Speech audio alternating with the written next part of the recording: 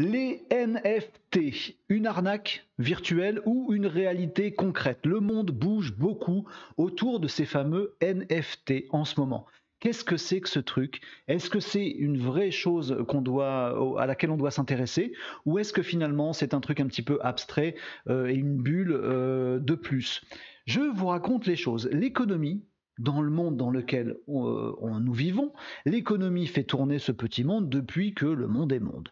L'économie, c'est un truc simple depuis toujours. J'ai un truc, tu as un truc, et ben on échange, je prends ton truc et je te donne mon truc. C'est de l'économie, c'est du troc, tout va bien. Un principe qui est là depuis la nuit des temps, ou quasiment, et un principe qui est à peine remis en question par la monnaie. J'ai un truc, ou t'as un truc, j'ai des sous, bah je te donne des sous, tu me donnes ton truc, et puis avec mes sous, tu pourras t'acheter d'autres trucs. On est dans l'économie que nous connaissons tous, tout va bien, c'est ce qui se passe. Et puis, soudain, dans l'évolution de l'humanité, soudainement, on se rend compte qu'on produit aussi des choses, des trucs immatériels. C'est pas forcément que des choses qu'on a dans la poche qu'on peut donner à son copain qui a envie de quelque chose. On produit aussi des trucs abstraits, immatériels. Alors tant que c'est du service, ben, le service ça peut se multiplier, ça peut s'échanger, on peut acheter ou vendre des heures, du temps, ça passe encore. Mais quand on produit quelque chose de vraiment immatériel, comment on fait? Eh bien, jusqu'à présent, on ne fait pas. Les choses immatérielles ne font pas partie de l'économie réelle. Si par exemple un danseur de ballet invente un pas de danse dingue, eh ben, il peut le monnayer en faisant lui-même ce pas sur scène, et ce qu'on va acheter, c'est des tickets pour aller le voir à l'opéra. Mais un autre mec peut le voir et reproduire exactement le même pas, et faire aussi payer des tickets de spectacle. Ce qu'on vend, ce qu'on valorise, ce sont des places de spectacle, et on ne valorise pas la création du gars qui a inventé le pas de danse. On ne peut pas donc monétiser ou valoriser ces choses-là. On ne le fait pas. Tu inventes un pas de danse, bah très bien, merci, je fais le même, je t'ai piqué le fruit de ton travail, de ton imagination, de ta créativité. Moi, je deviens une star, toi, tu pleures, alors que c'est pas juste. Le souci maintenant, c'est qu'avec le digital, on produit un maximum de trucs immatériels, pas que de l'art, enfin pas que de l'art, de la danse ou de la musique, mais on produit plein d'autres choses, des visuels par exemple, on peut produire un PNG, un JPEG, un fichier visuel, c'est rien de tangible, vraiment concrètement ça n'existe pas. On fait des mèmes, on fait des animations super connues, mais on ne peut pas les valoriser. Comment je valorise ces trucs qui ne valent rien aujourd'hui, mais qui ne devraient pas ne rien valoir, devraient valoir quelque chose. Le problème, plus crucial d'ailleurs si on le valorise, c'est à qui on l'achète. Si on arrive à valoriser le pas de danse, est-ce qu'on l'achète auprès de la... Il est valorisé par rapport à la première personne qui a exécuté le pas de danse ou au chorégraphe qui a inventé le pas de danse que le danseur fait? Vous voyez, à qui appartient ce truc si je veux l'acheter?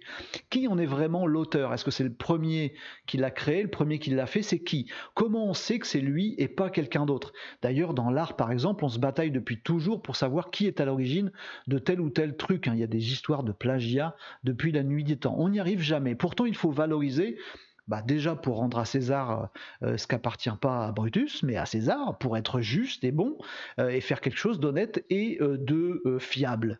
Et voilà que le monde digital, qui a quand même mis un sérieux coup de pied dans cette fourmilière de la création artistique, quand même, c'est très foisonnant le digital là-dessus, et ben le digital nous trouve aussi une solution à cette problématique-là en s'appuyant sur la blockchain. Je ne vais pas développer dans cette vidéo ce qu'est la blockchain. En gros, une technologie qui permet de nous assurer qu'une information est vraie, exacte, vérifiée, parce qu'elle est partagée partout et qu'on ne peut pas la fausser. On ne peut pas en faire n'importe quoi. Et cette technologie à base de blockchain, c'est le NFT. NFT, ça veut dire Non-Fungible Token.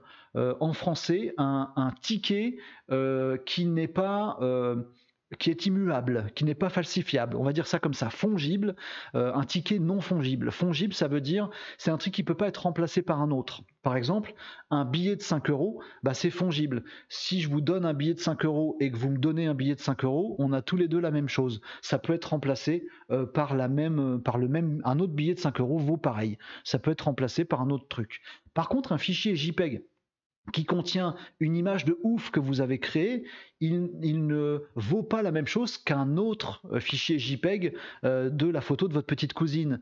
Si moi j'ai fait une création artistique dans ce fichier JPEG, il ne vaut pas pareil que votre fichier JPEG, qui est aussi un fichier JPEG, qui est de 5 kilooctets aussi. Mais ce qu'il a dedans, l'œuvre que j'ai créée, ne vaut pas la même chose que l'œuvre qui est dans votre JPEG à vous. Ça, c'est pas fongible. Je ne peux pas échanger mon JPEG contre votre JPEG. Donc j'ai besoin de savoir que ma création, c'est celle-là, et ça ne vaut pas la même chose qu'un autre fichier image de quelqu'un d'autre. Il est unique. C'est la création qu'on considère plutôt que le support, ce qu'il y a dans le fichier, plutôt que le fichier lui-même. Voilà. Le NFT, c'est donc un numéro très compliqué qui est sur la blockchain, qui ne peut pas être truqué parce qu'il est sur la blockchain justement, et du coup on applique ce numéro à une création artistique. Comme ça on dit cette création c'est celle-là, et du coup on a des NFT, des non-fungible tokens, qui fleurissent un petit peu partout, qui se posent sur des créations et qui permettent de les identifier définitivement. Du coup, vous avez compris ce que c'était que les NFT.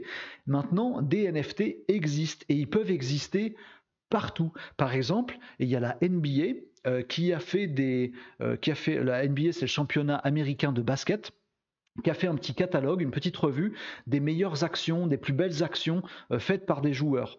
Ben en fait, c'est pas la vidéo qui vaut quelque chose, c'est l'action faite par les joueurs. Ils ont fait un mouvement particulier.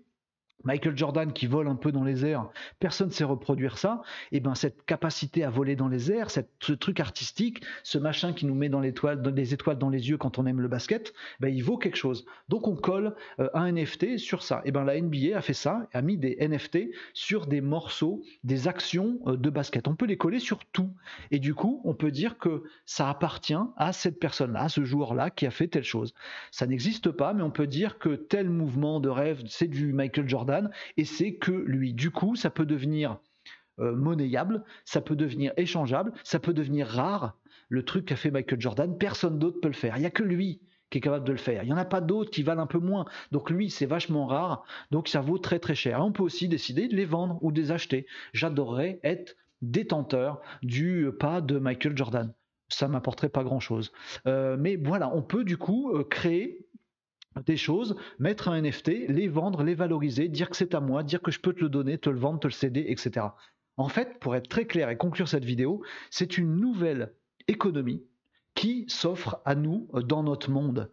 Avant, on ne pouvait faire une économie que de biens ou de services. Maintenant, on peut faire de l'économie avec des choses immatérielles, de l'art ou n'importe quoi d'autre. C'est une vraie révolution.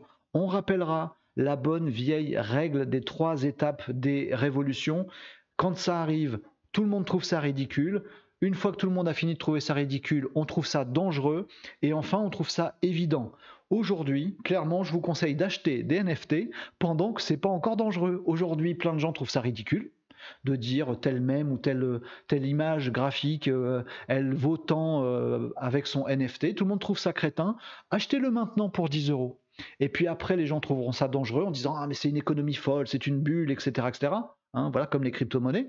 Et puis, dans quelques années, quand ce sera rentré dans les habitudes de tout le monde, bah, vous serez bien content d'avoir acheté votre truc à 10 € quand il en vaudra 1000. Achetez pas n'importe quoi non plus, vous faites vos investissements comme vous voulez. Voilà pour l'explication des NFT, vous savez ce que c'est, il faut vous y intéresser. C'est toute une nouvelle économie qui vient de se créer, donc il faut regarder comment ça évolue, et je suis prêt à parier, je suis sûr de moi, ça va perdurer dans les années à venir. On pourra regarder ensemble cette vidéo dans 4 ans, 5 ans, et vous me direz si j'avais raison ou tort. Merci à vous d'avoir regardé cette vidéo, n'hésitez pas à vous abonner à cette chaîne YouTube, à partager cette vidéo, à la commenter en dessous, à lâcher un pouce bleu, un like, un j'aime, ce que vous voulez.